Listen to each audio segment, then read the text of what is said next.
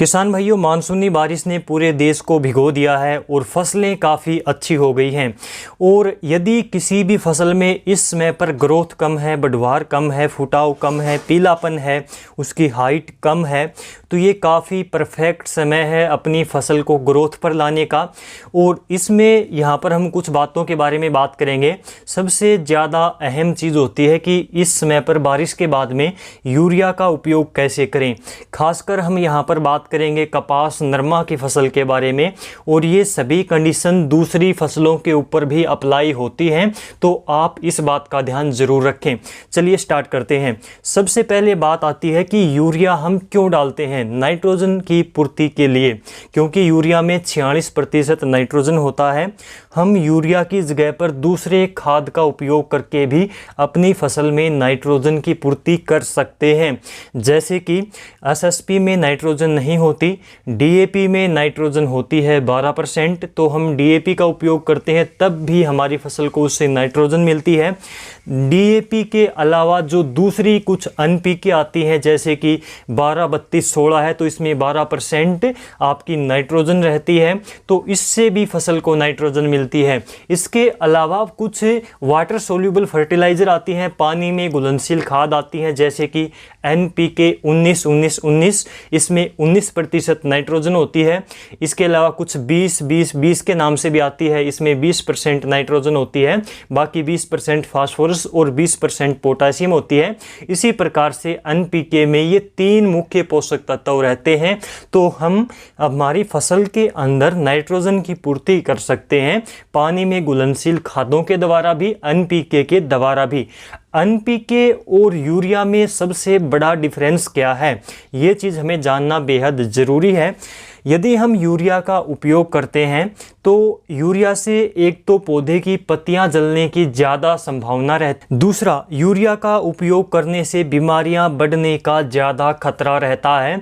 Urea late पौधे के अंदर रिजल्ट दिखाती है।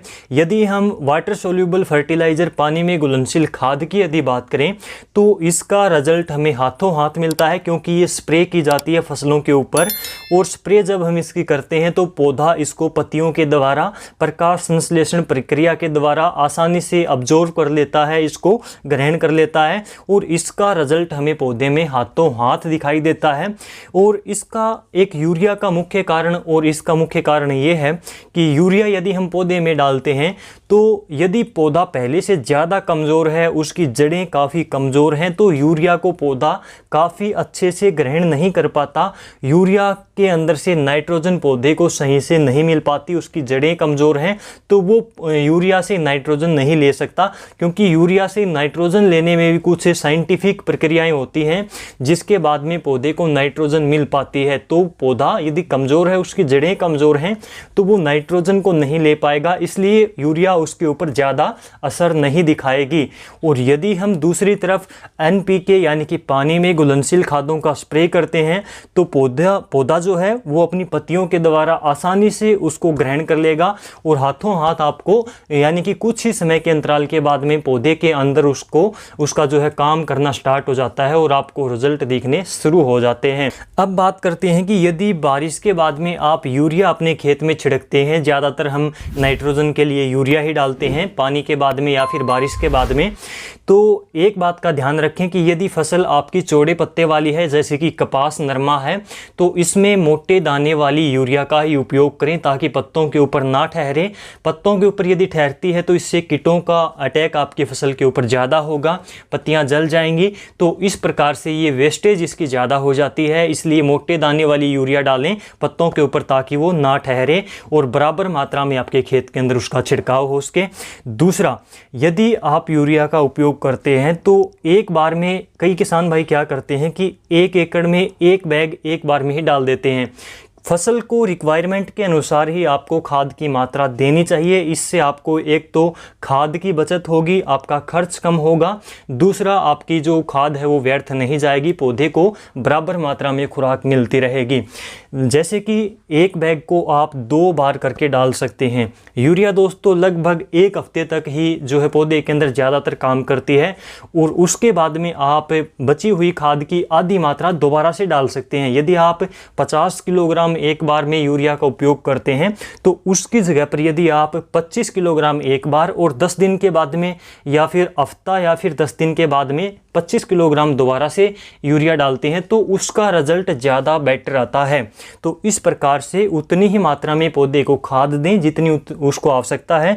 यदि आप एक बार में ज़्यादा डोज डालते हैं तो एक तो आपकी ज़मीन उससे ख़राब होती है, वो आपकी खाद जितनी पौधे को आवश्यकता होती है केवल एक समय में वो उतनी ही लेगा, बाकी की खराब चली जाएगी। यूरिया जो होती है एक तो ज़मीन के अंदर चली जाती है जो फालतू की होती है वो नाइट्रोजन, और दूसरी हवा में वाष्पीकृत हो जाती है। तो केवल जितनी आवश्यकता है उतनी ही यूरिया का उपयोग करें, ये बात आपको जानना बेहद ज़रूरी है। दूसरा, यूरिया का उपयोग करने के बाद में इस बात का ध्यान रखें कि उसके ऊपर, फसल के ऊपर कीटों का अटैक ज़रूर होता है, क्योंकि नाइट्रोजन के ऊपर कीट जो है वो ज़्यादा आकर्षित होते हैं।